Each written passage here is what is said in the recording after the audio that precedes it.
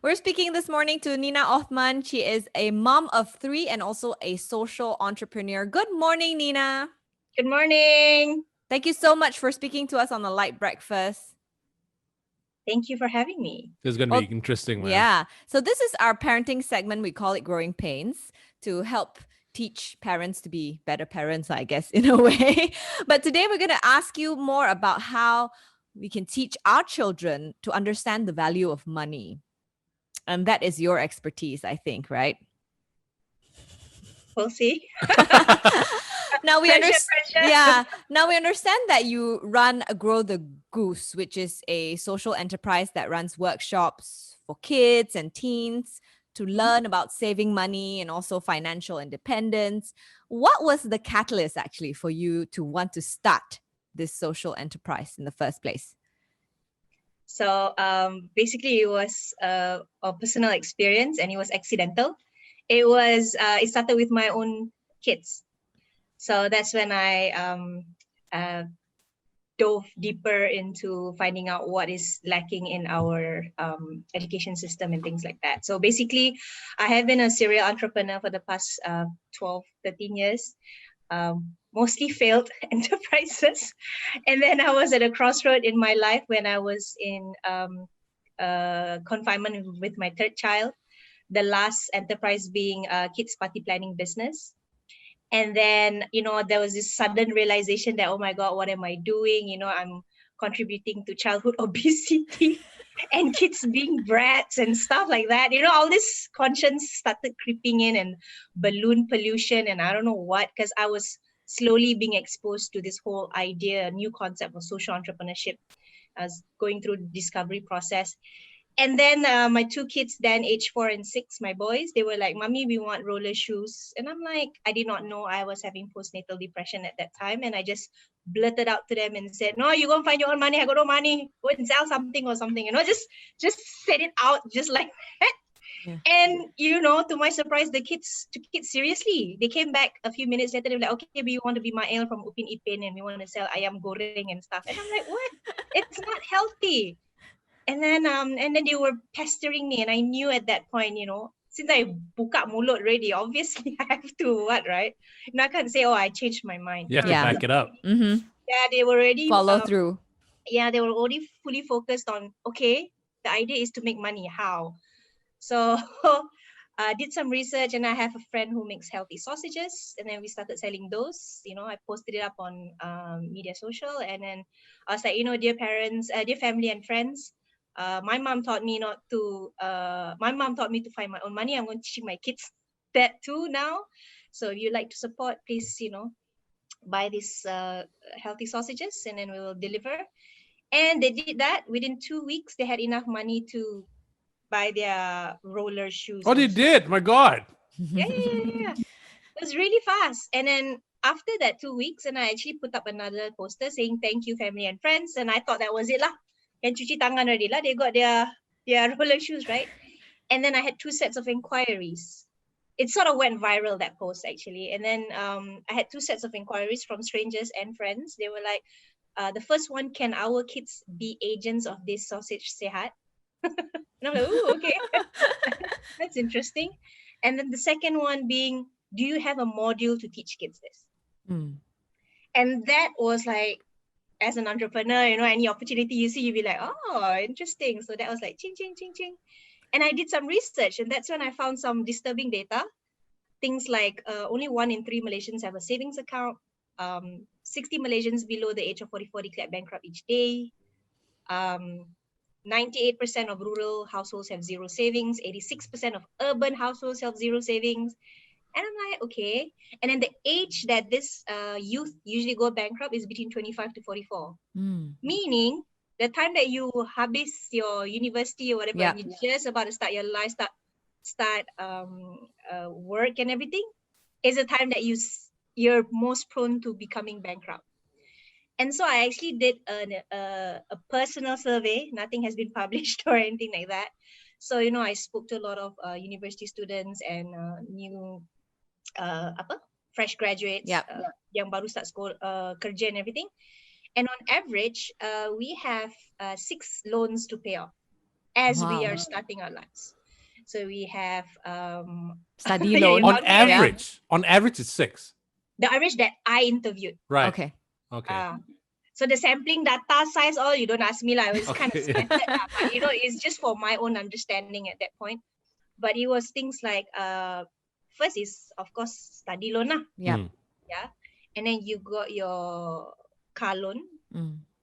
and then you got personal loan to get married, and then house loan, credit card loan, and some who want to dabble in business loan lah. Mm.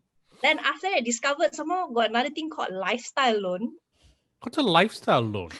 Yeah, well, we call it lifestyle loan, but actually it's things like taking loan, personal loan, to go and sewa kereta Alphard to balik kampung for Raya. Oh, Oh, my God, that no. happens? I thought it was only in dramas. To show off. There were some news articles published on this as well. Yes. It's new phenomenon. Taking personal loan to go Europe for 3 weeks so that you can Instagram it, but then come back with 20,000 loan, and you just started work for probably about a year or so. Good God. And because banks, I think at that time weren't so strict lah, it's as long as you got payslip, then you can.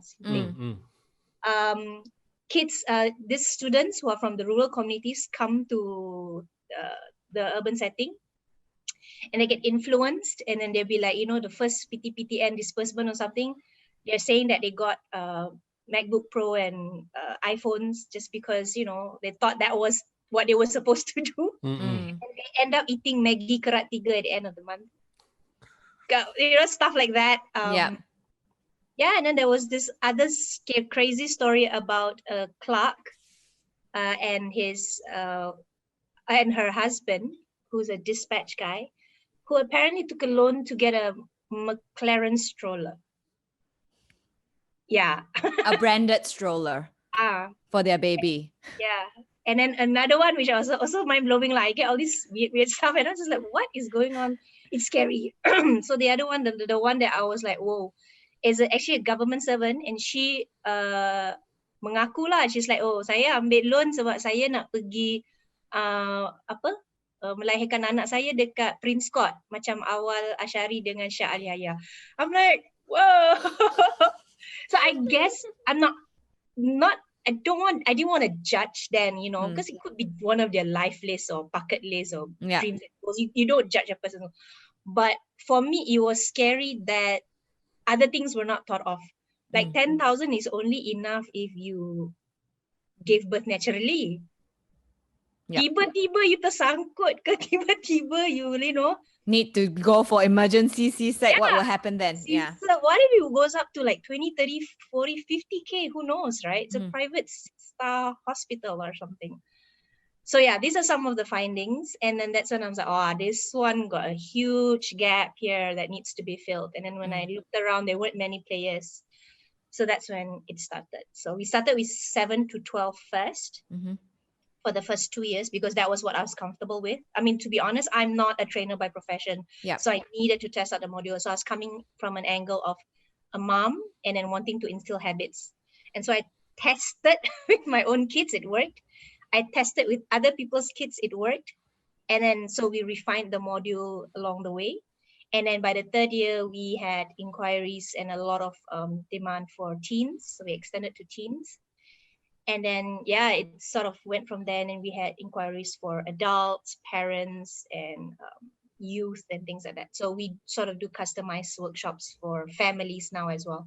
And during this pandemic, we started offering a short virtual ones, just 2.5 hours, and we involve the family. So it's, that's how it started. How is it different though, teaching younger children from 7 to 12 and teens about the importance of savings and the value of money? Content and format is the same. Delivery is different. So the teens like for your bit lah, contra macho, very hard to crack it. It takes a little bit more time. So that's why we have other activities before the teens actually open up. So that's what we noticed lah. With the kids, it's so easy. We just say, hey, what's your dream? What makes you happy? Oh, macam-macam dia boleh tulis, very fast. But the older you get, the teens to the adults, the adults is the worst lah. It takes them so long. I'm like, what? Then I realized it's just how we brought up the society and how we suppress and we self-sabotage. It's programming. Yeah, correct. So how do you program young children to know how to save and know the value of money from a young age? How do Um, you do it? Firstly, we have to have the parent support. Even if we get the kids to come in for a workshop, they get excited, they go back to their original setting, their spirits will be dampened for sure. Because they get all excited, but they come back, parents don't understand lah, parents not supporting lah, so macam tak best lah, a bit kesian also. So that's where in our workshops, we actually get the parents to attend 1 hour briefing if they can't attend the whole thing, at least to tell them that, hey, you send them to us already, right? You paid a certain amount of money, send them to us, but we only got them for 8 hours. We don't have some kind of crystal ball or magic wand and say, hey, boom, tak boleh lah. So you guys still have to come in and help out with the daily punya habits or weekly habits and things like that. And we're always open. You can come back to us and say, hey, my kids is having this, how can we help? So we have coaching and mentoring programs as well. So firstly, we need the support lah. But for the kids, I'll tell you now, they're so easy. There's nothing to be programmed. If they're set on it, they're set on it. Like you just open it up, we just throw in ideas. Hey, maybe you could do this, maybe you could do that. And they get inspired by our previous stories. So for example, it started with my own kids, and then I had stories about my kids. And that then inspired another child. And then that child comes out with his or her own story. Like we had a 9-year-old boy who wants to be a pilot, but then he started having workshops teaching kids how to make model airplanes using paper lah, kayu ice cream lah, and stuff like that. And our tagline is learn to earn, live to give. So a portion of the profits that you make, or we have the money jar system, it has to be, or rather we invite you to give it away to someone else who deserves it, either whatever you choose. Like for him, Ashraf chose the orphanage near his house. So in a span of 9 months, he managed to make almost 3,500 ringgit from workshops and selling books and things like that. And about close to 1,000 ringgit was donated to the orphanage near his house. Wow. So then that created a new story. Then another child joined a workshop, then they get inspired and they start another story. Paying it forward. Then, so we have all these stories that we then continue to tell. And that just sparks fireworks in a child. So we have a boy who bakes cookies to save turtles, a girl who bakes to help save tigers, a girl who makes soaps with toys inside to encourage kids to wash their hands more. It's just different kind of stories. So that but I'm curious to know, Nina, how did you instill this entrepreneurship or entrepreneurial spirit in them? That's just by sharing the stories. Yes. Okay. They just get excited and they be like, oh, if this boy can do it, and I can do it too, because it's peers. So when you use the concept of kids empowering kids, it's the ripple effects is faster versus an adult saying it. Okay. So I just facilitate in the workshops. How do the parents, let's say the kids are inspired and then they want to do it. And then let's say the parents are like, initially, I don't know about this. And then they're like, okay, if my kid is really into it, I'm in. But then their sisters, friends, brothers, whatever it is, their family starts going, hey, this is a bit strange, like what is going on, because they've been programmed differently. Has that ever happened where the kid is like flipped back? All the time. It's Right. sad. That's why we don't have the scale that we want because of the society punya, Mindset. It's sad because I have so many kids getting all excited, but when they go back, their parents also get excited, but it's not ongoing lah. So they say you need to have some kind of a system where the parents continue. How lah? I'm still thinking. Not everybody has their own life, so it's if you're not involved in the parenting and you're not involved in wanting to help your child discover their talents or grow their interests or whatever, then I cannot help you lah. Yeah. But what I noticed since the pandemic, since everyone's working from home and have more time with their kids, not everyone, a lot of parents come back and say like, you know what, I think I realized now, this was missing, and then I was away most of the time, I didn't see, but actually my kid's so talented. How come I didn't realize this? And I'm like, mahal now, tulang kau. But I'm just Yeah. thinking, I guess a lot of parents or a lot of older people would discourage children from quote unquote working to earn a living, right? It's considered like child labor. How can I let my kids earn the money for me or something like that, Yeah. What's your opinion on this? Must children start working at a young age to know how important having money or the value of money? No lah. I mean, there's so many other ways, but this was something that was easy for me to explain because I went through it. My mom taught me the same thing, and then I was into entrepreneurship, and I, had so many failed moments and things like that. So I get that question a lot, Bel. Like, parents are like, isn't this child labor? Child labor if you ask the child to work and you take all the money. Yeah. Working and all the money goes back to him or her. If we just teach them the money system, we're not taking any money unless the parents use the child. That one is out of our control lah. Yeah. Right. But in this case, isn't it? And then we have parents coming and saying things like, I don't want my child to be an entrepreneur. I want them to be doctors and lawyers. And I'm like, yes, we want your child to be doctors and lawyers too, but we want your child to be doctors with their own clinics and hospitals, lawyers with their own firms. Sampai bila nak kerja dengan kerajaan? You want to create a generation, not all lah, but a group who are job creators as well. Yeah. Right? I mean, we also want to, in the long run, you'll be tackling youth unemployment lah, this lah, that lah. So it's a long process, but we start now. And I think I was also influenced by my childhood. On top of my mom's, she blurted out the same thing when I was 10. You want something, go and find your own money. But I remembered in school, I joined in Form 2 or Form 4. It was the young entrepreneurship program as well. And even though it was just for like 6 months, I think, but it was selected though. It was only like 9 of us who could join this.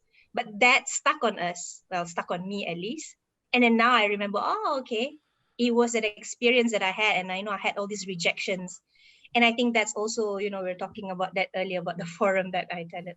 So in a nutshell, I think entrepreneurship builds grit, but social entrepreneurship builds empathy and grit. And these are the two things, if you talk to any employer ke apa, they're saying that these are the two things missing or absent in most of the employees now, And I keep saying this, parents tend to rob their child from the opportunity to struggle in whatever it is. Yeah. So it's not just entrepreneurship, it's housework, getting them to cook, simple skills lah.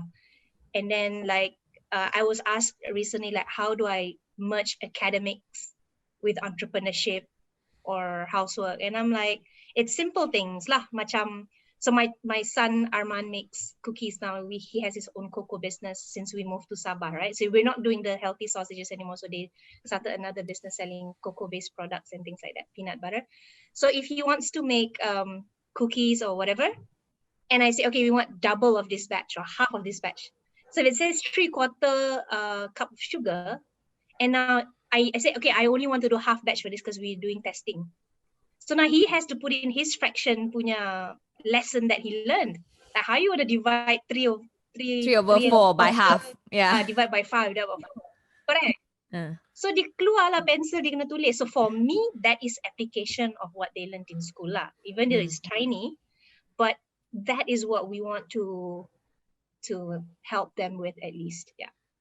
Now, I know I've been following you on social media, and I see that your 3 children now run their own online cocoa business. Are they doing this all on their own? Do you assist them in any way? If I'm not around, then my husband will be around now, because there's certain machines and stuff like that. But the simple stuff like weighing, putting out the recipes, and then, working the simple machines, like they make the peanut butter and stuff like that. Yeah. But these are still small batches. Similar to the sausage business, they knew at the beginning they had to do it. Towards later, when they already had the customer base and all these things that we teach them, then they know they don't sell one-to-one anymore. They only sell in bulk. So now we don't make as much for individual sales. We have a cafe here in Kota Kinabalu who started taking in bulk. Wow. So, they order our peanut butter or they order our cocoa bricks to make their chocolate cakes and stuff like that. So that gives the children pride. And they're like, oh, it's our products that they're using in their bakes. So, yeah. So But they the money earned from this goes back to the children. yeah. I mean, we registered a small business. So Arman, the eldest, I mean, basically this one is more of his company lah, but the siblings tolong. The other siblings want to have their own company. Like the second one wants to do he's more into science. He wants to do a science kit or something like that. And then the other one, the youngest, wants to do bath bombs. I said, wait. There's only so many of us parents. So we show them the process with their brother's business first, and then they can do it on their own. But yeah, so we started a company. So Arman does the invoicing and does the tracking. And I show him the Google form. I mean, I set up the Google form and then I show him. So then he will, I mean, of course you have to remind him as well. And teach him how to reply the messages on Instagram and stuff like that. I mean, you definitely need to be involved. I mean, they're so young. Yeah. Let's say if you're working 7 to 12. But if it's 13 or 14 above, they're pretty much independent already most of the time. Yeah. So when the money comes in, do you put it like into his bank account? What do you teach him to do with the money that comes in from his sales? So they already have the basics of Grow the Goose, which they were one of the earlier ones. So we have the money jar system. For now, it goes into my personal bank account first. And then he will see there. I mean, there's a separate account that's kosong lah because he's too young. The bank account that they have, it's susah nak tengok keluar masuk and everything. Right. So I put it there, and then he decides lah how much he wants to pay his siblings ke upah ke or whatever. Then I show him this is how much it's cost. You have to pay me back for the raw materials. Yeah. Slowly lah. That one the money works usually comes later. I focus on them running the business first and making the operations, focusing on all the hygiene matters as well versus the money. But he knows lah. Then he's like, how much money do I have now? And I tell him, okay, this maybe about 100 for this batch and stuff like that. I say, oh, that means a total I have about this much. And I'm like, yeah. And then he was like, then he'll be like, can I take out a bit to go and buy this, buy that and stuff? So he actually they bought their own bicycles before this with the last sausage business before we moved to Sabah. And last year, Arman bought his own handphone with the cocoa business. What? How old is he again? 11. He just turned 11. Oh my God. I know 20-year-olds who still take loan to buy a phone and everything. My God. Oh lah, this one is a cheap phone lah. So but still, yeah. So that's the part where it's nice when you have actually exposed them to this. They then have the ability to actually see what works for them. So he knows for a fact the iPhone he cannot afford lah. Because he knows for a fact the parents are not going to give him any money for it, right? I mean, I'm kind of strict in that way lah. Yeah. But there are certain things that we top up. So we tell parents, at least let them struggle. I keep telling parents this, and do not, for the love of life, give in to this instant gratification punya phenomenon, like all this guilt. Or just because you feel guilty, you were not around. But some parents can't help it, isn't it? Yeah. I feel I'm guilty of that, actually. Instant gratification for my children.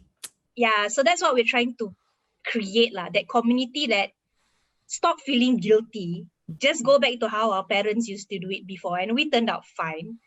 I think that's what, a lot of lecturers that I speak to as well, they're talking about how this, or employees, saying, employers, how a lot of the kids these days are like, quote unquote, lembek. And I'm like, what do you mean by lembek? So I don't know, sikit-sikit give up, sikit-sikit give up. So I don't have any research basis for this, but I'm trying to think back if has actually the way that we have been raising the kids lah. They're like so, yeah lah.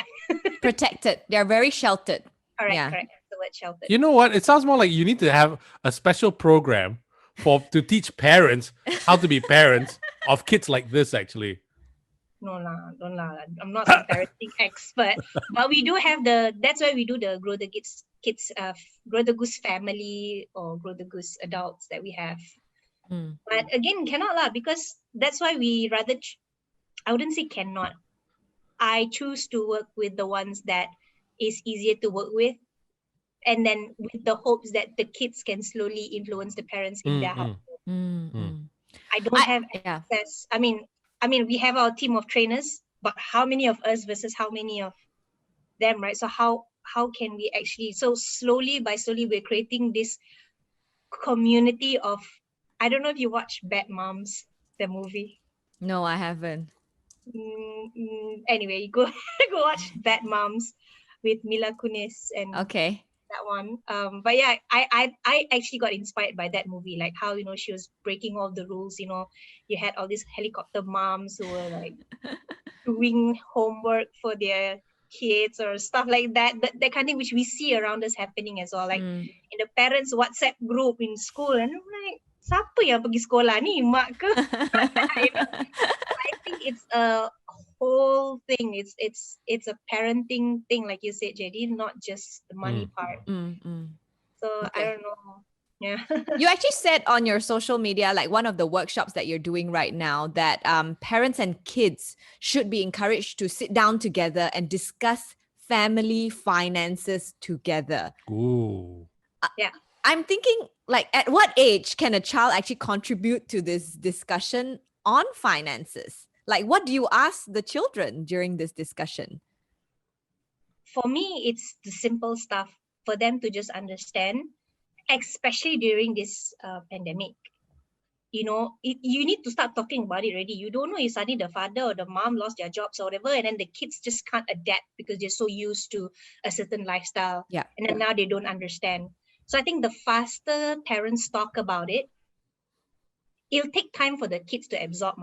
So at least if you start little by little, then slowly they can process it.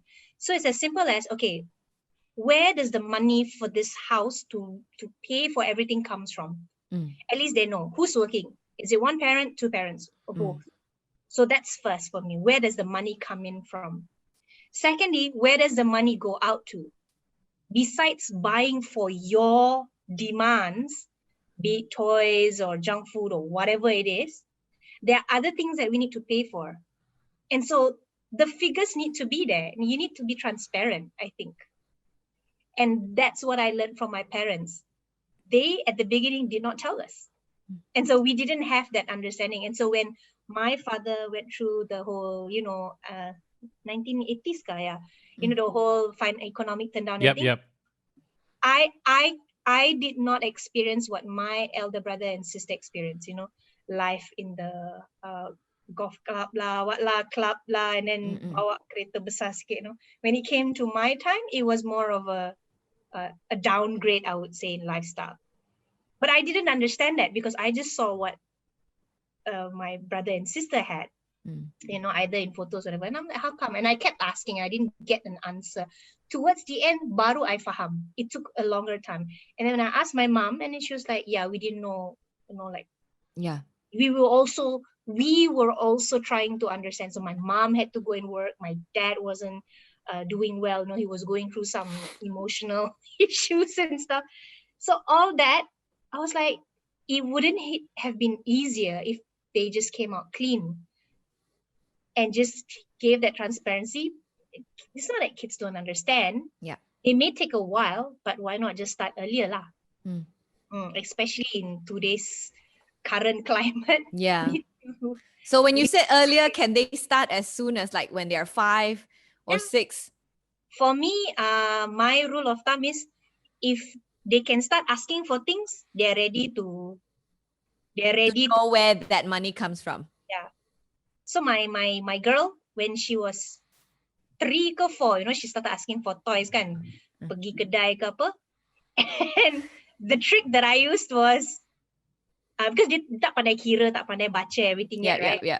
Even at 5 now, she tak pandai baca sangat lagi. So she goes out and I was like, okay, how much money do you have? And she's like, contoh lah, she has 20 or 30 ringgit to spend for that, take out from the play jar or whatever. And she looks at the price tag lah. So the way I teach her is that, okay, how many numbers there? 3 numbers. Okay, 3 numbers can. That means it's 10 ringgit and below lah, right? 900. Mm-mm. Just say assuming it's like 24 ringgit, that means there's 4 digits. Yes. But that's more than her budget. So I say, what does it start with? So I have to go down to the detail. How many numbers can you count before the dot or after the dot, the 00? You know, you need to go down to that level. So she'll come oh, this one got 4 numbers, mommy. Cannot, right? Cannot. No. So it's like 5 numbers. Oh, that one is in the hundreds. Confirm cannot. Yeah. Then she knows. And she also knows to know if she wants to get the toy with the 5 digits, which is the one in the hundreds. She needs to not buy the She ones needs to with the save 3 up. digits. Yeah, she needs to save up. Cannot buy the ones with the 3 digits for at least how many months. And the months, then I have to show the calendar lah. We have a big calendar. But how do you deal with your kids saying, I want to buy this, then you say you can't because of the number of digits there based on their budget, and then they see their friends whose parents are buying, just throwing toys at them, no problem, this, that, whatever you want, I can get it for you. How do you tell your kids that no, that family is doing it the wrong way? How do you tell them that? I haven't had that. So, but that's a very good question, actually. I have never had that experience to date. No. I mean, probably they compare, say, oh, I have this. Let me think. I wouldn't get that from my boys because they know how to scream. But the younger one probably. And I think I just try not to cave, I suppose. Right. Yeah. And I'm like, yeah, good question, no? Because kids will ask, right? Yeah, how come they got it? How come my friend can get this, Yeah. you know, and then I have to work so hard to get it, or I have to save so long to get it, you know? But I think it's because I had that conversation with them earlier. Like, this is the job that I do. Sometimes I get money, sometimes I don't. But what I'm actually doing is helping more kids who don't have access. So I explained the entire spectrum of what I do to make them understand that maybe I get less money, but I'm doing more good lah, supposedly, lah, to make words simpler for them, right? I see.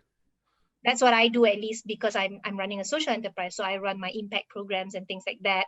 And they follow me as well when we go into the kampong and they see the lifestyle, how some of these kids don't even have clothes on and things like that. So probably with me, it was easier because I've given them that exposure to a different lifestyle. And so they don't probably even have the, I wouldn't say guts lah, tapi macam dia tak berani nak soal lah, cakap, why? So I think I've made it easier for them to compare their lives and be more grateful for what they have. Seeing all these other things, you know, like they follow me here in KK. If you go to town, you know, we're sitting down having lunch and you see kids coming, asking for money and things like that. So I don't give money. I'll give them food or ask them if they want to sit down with us. But they don't want, then okay lah. Then I give them food instead. So I think the kids witness this, and then I think the small things does leave an imprint on them. Yeah. And so far, I don't get it from the eldest. I'm very lucky. The eldest is setting a very a good example. It's easier. But right now, if I were to have challenges, is with the youngest lah, the 5-year-old. Because, you know, they watch YouTube and they watch all these toys and whatever that they want. LOL surprise doll lah, I don't know what lah. See lah, and I'm like, what? And then I'm like, don't you want to make your own toys and make your own money instead of buying? Oh, okay, what can I do? Then she starts exploring, she starts thinking, hey, mommy, can I sell bath bombs or something? So probably that's how I... Oh my God. After listening to you, I feel like I'm raising such entitled children. I should really change. But I mean, what about like, because I am really not good at my finances. I buy whatever I want. I don't really look at what comes in and what goes out, you know? So what about parents like myself who are not good at finances at all? Like, what do we do to train our children or to teach our children to be better at their at savings or at not spending so much? So come for a workshop. I knew it. So you're not going to share some tips? No lah. I mean, it's the base. It's really, it's just at least if you can't change a lot of your lifestyle, at least just put aside 10%. And another thing that I teach or rather share with the rural communities, so they take up a lot of loans, right, for their businesses or whatever, all those micro loans and so just say they take 1,000 and then they pay 100 every month, right? So 10 months finish already, but after they finish, they take another loan. So it never ends. You never end satu, and you're not sustainable. And then what actually are you growing the business? So we sort of challenge them. After you finish up the loans, you continue to work without a loan, but make sure you have enough of that money, the same amount of money, and that 100 you continue lah, because you already have the habit for 10 months ma. Yeah. To put aside that 100 to pay off. But so instead of paying off the loan, you put it into some kind of a growth account lah. And I think Bel, I mean, I'm not promoting any instruments here, but I think there's a lot of robo advisory platforms these days that can start you on the simple stuff, Now, Nina, what do you hope to achieve though with teaching kids to be more entrepreneurial? For me, it's a skill set lah. It's just why I'm so into entrepreneurship, because in real life, it has taught me so many things, like how you bounce back. Like I said, I've had like 13 failed ventures. And then when I look back, I'm like, what? Did I actually do this? But when I tell the story, it gets others inspired. So I'm like, oh, it's actually quite interesting to talk about your failures too. But I wouldn't have gotten there if I hadn't gone through this entrepreneurship life of mine. And so I think it is a skill set that needs to be, I mean, there's so many things, like you can have it from sports or anything, but it's just for them to go through one time. And if they like it, great. If they don't, at least they've tried it. That's actually what I'm trying to do. A sportsman's life is not for everyone. Neither is a musician's life. Entrepreneurship may not be for everyone. But what if it was, but you didn't allow that to happen? That's, I guess, what I'm trying to do. Just expose them. Some like it, some don't. That's okay. But it's actually doing more seeding more than anything else. Okay. Well, we hope that after this, we will get more children interested in making their own money to earn their own keep. I think that's very important to teach them independence as well from a very young age, right? Yeah. Yeah. Well, thank you so much, Nina, for speaking to us.